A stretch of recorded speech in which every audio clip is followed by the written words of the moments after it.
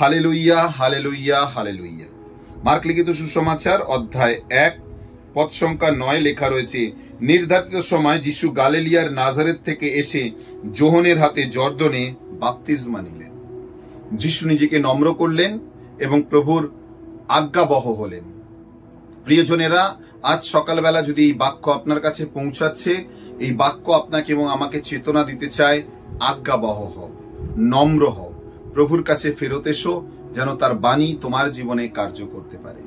সম্ভব তখনই যখন আমরা নিজেদেরকে নম্র করতে পারবো এবং ঈশ্বরের চরণতলে ফেরত আসতে পারবো। আসুন না তার সাথে যুক্ত হই, প্রভুর বাণী ছড়িয়ে তুলি। আমেন। শেয়ার করুন। অক্সিলিয়াম রিট্রিট সেন্টারের তরফ থেকে আপনাদের সকলকে স্বাগত। জয় যিশু।